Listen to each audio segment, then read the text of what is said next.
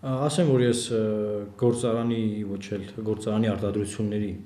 ըստ էության մասնագետը չեմ։ Ես խնդրին ծանոթ եմ այնքանով, որքանով որ քաղաքացիները բարբերաբար գալիս են իմ գրասենյակ կամ Վանաձորում հանդիպում են եւ բողոքում են առաջին հերթին իրենց չվճարված աշխատավարձերի մասով եւ երկրորդը ընդհանրապես գործարանի ապագայի, այսինքն գործարանը ունի ապագա թե չունի, ինչ է լինելու, արդյոք այն աշխատելու է թե ոչ, որտեղ մարդիկ կան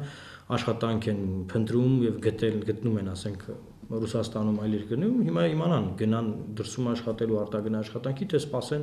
գործարանը կաշխատի թե ոչ։ Եվ այս առումով պետք է ասեմ, որ իրավիճակը շատ տագնապալի է, որովհետեւ բացի այն, որ գործարանը կուտակել է մեծ պարտքեր եւ գնում է դեպի սնանկացում, այսպես ասված, հա, նաեւ ինչքանով որ ես հասկանում եմ, գործարանը ապագա չունի, այսինքն այն չի գործելու։ Ինչու է այդպես։ Որովհետեւ իմ բոլոր հարց ու փորձը, այսպես ասված, հա, ուսումնասիրությունները ցույց են տվել, որ ըստ էության գործարանը ապագա չունի եւ գործարանի արտադրանքը կարծում եմ չի լինի մրցակցող մյուս արտադրությունների հետ միջազգային շուկայում։ Ավելին նաև թանկ գազով արտադրված այդ նյութերը, հա, արտադրանքը կրկին անգամ կզիջի ռուսական արտադրություններին, որը որ նույն ուղղությամբ Ռուսաստանում ունեն։ Մյուսը, որ նաև Հայաստանը գիտեք գտնվում է բլոկադայի մեջ եւ մեզ մոտ նաև խնդիր կա արտահանելու այդ եղածը, այսինքն ցանկացած արտադրություն, եթե բարդություն կա արտահանման հետ, դա բերում է նրան, որ գինը թանկանում է։ Եվ այս առումով կարծում եմ, որ լավ կլիներ, որ գործարանի այդ մեծ մասշտաբները վերանայվեին եւ ուղղակի փոքր արտադրամասեր այնտեղ ձևավորվեին, որտեղ Վանաձոր քաղաքի տարածքից ամբողջական, հա, շատ մեծ հատված է գրավում ընդհանուր Վանաձոր Քիմպրոմը եւ մի քանի համալիրներ են դրանք եւ սա ամենաարդյունավետ ձևն է, որ այս օրերին մենք հնարավոր է որ ունենանք, որովհետեւ սովետական միության ժամանակ մի բան է եղել, հիմա այլ բան է, տնտեսական հարաբերություններն այլ են եւ իրավիճակն այնպիսին է, որ այդքան գույքահարկ վճարել, այդքան տարածք պահպանել, դա ուղղակի անարդյունավետ է եւ ռեսուրսների վատնում է։ Կառավարության դիրքորոշումը խնդրի հետ կապված հետեւյալն է, օրենքով սահմանված կարգով մարդիկ ասում են դիմեք դատարան, ձեր գումարները պահանջեք եւ այլն եւ այլն։ Դա նշանակում է, որ մարդկանց ուղարկել դատարաններ, որտեղ որ այնքան էլ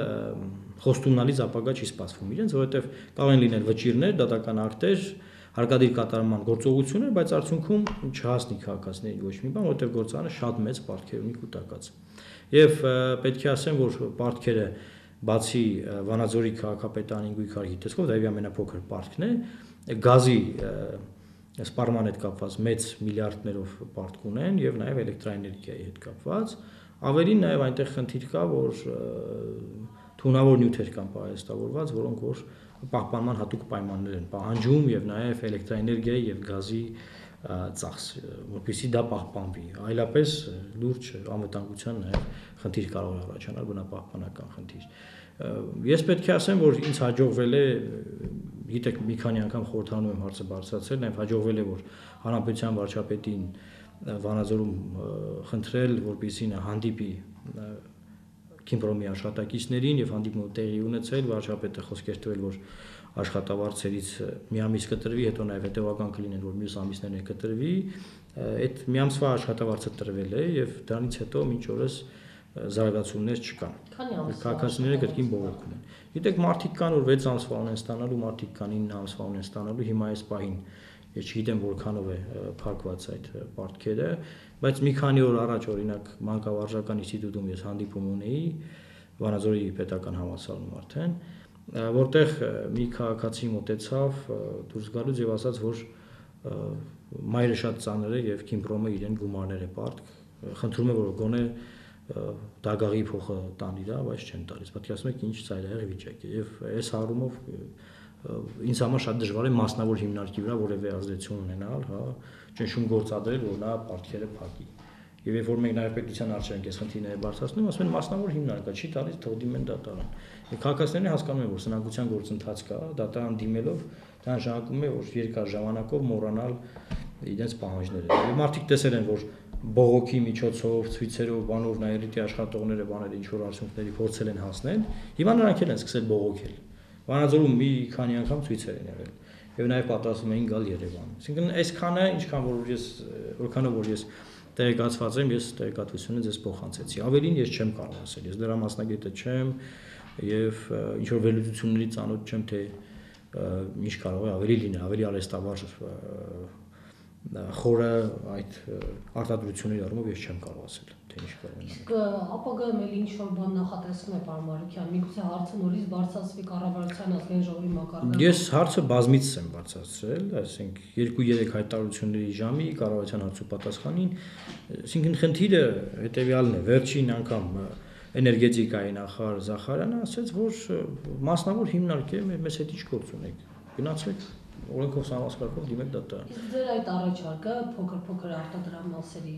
դա ուղղակի իմ գաղափարն է, ես չգիտեմ դա մասնագիտական առումով ինչքանով դա է կիրառելի է։ Դե ամեն դեպքում ասում որ ներդրումներ են անհրաժեշտ։ Ով պետք է այդ ներդրումներն անի, ով պետք է ներգրավի,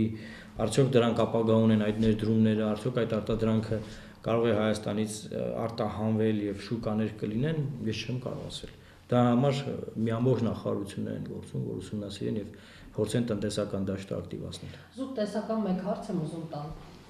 Կարծիք կա, որ ինչպես Նաիրիտի դեպքում հիմա որոշակի գումար պետք է հատկացվի աշխատավարձերի փակման համար Նաիրիտ գործարանի եւ միայն դրանից հետո էլի շրջանառվող լուրերի համաձայն Նաիրիտը կփակվի ամբողջությամբ եւ բոլոր աշխատակիցները կազատվեն աշխատանքից։ Այսինքն հնարավոր է նույն հեռանկարը նաեւ սպառնա Վալաձորի Քիմպրոմին, այնտեղ աշխատավարձերը փակվեն եւ ազատվեն բոլոր աշխատանքից։ Գիտեք, ամեն ինչ հնարավոր է։ Ես գիտեմ, որ Նաիրիտի պարտքը մի քանի անգամ ավելի մեծ է, քան Վանաձոր Քիմպրոմինը։ Դա գիտեմ, բայց թե ինչ կլինի, ես չեմ կարող ասել։ Ես որևէ այս առումով ինչ որ պոզիտիվ կանխատեսումներ չունեմ։ Փորձը ցույց տվեց, որ ըստ էության խնդիրը չի լուծվում։ Մեկ քաղաքական գնահատական, եթե կարելի է, ինչ միտում եք այստեղ տեսնում երկու մեր գիգանտների դեպքում նկատմամբ վարվող այս քաղաքականության ենթատեքստում։ Գիտեք, դա մի կառավարության խնդիր չի, ու ասեմ, ինչ որ այս կառավարության կամ նախորդ կառավարության խնդիրն է, կառավարություններն են եկել գնացել եւ այդ գործարանները այս վիճակին են հայտնվել։ Ես բազմիցս նշել եմ, որ եթե կան հիմնավոր կասկածներ չարաշահումների հետ կապված, ապա պետք է անկախ հանձնաժողով ստեղծել, օրինակ խորհրդարանական, եւ ուսումնասիրել խորությամբ հասկանալ այդ հիմնարկները ինչպես են հասցվել այդ մակարդակին։ Բայց կա քաղաքական ինչպես են այդ հիմնարկները կուտակել այդ պարտքերը։ Տեսեք, երկար տարիներ չեն աշխատել, բայց պարտքեր են կուտակել գազի, էլեկտրաէներգիայի։ Արդյոք իրենք են ծախսել այդ գազն ու էլեկտրաէներգիան։ Սրանք լրջագույն հարցեր են եւ կան հիմնավոր կասկածներ, որ հնարավոր որ իրենք էլ չլինեն ծախսած։ Եվ այս առումով պետք է ուղղակի պատկան մարմինները զբաղվեն կամ խորհրդարանական հանձնաժողով ստեղծվի զբաղվի եւ դրա մասին հանրությանը տեղեկացնի եւ նաեւ պատկան մարմիններին։ Քաղաքական կամ կա թե ոչ, ես չեմ կարող ասել։ Եթե լիներ, մինչ օրս ստեղծված կլիներ։ Նախաձեռնություններ կան թե ոչ, դաշնակցությունը փորձել է նախաձեռնել հաջողության չհասան։ Հիմա կարող են փորձել թե ոչ, չի։ Այսինքն ամեն ինչ հարաբերական է եւ գիտեք քաղաքական իրավիճակի հետ կապված։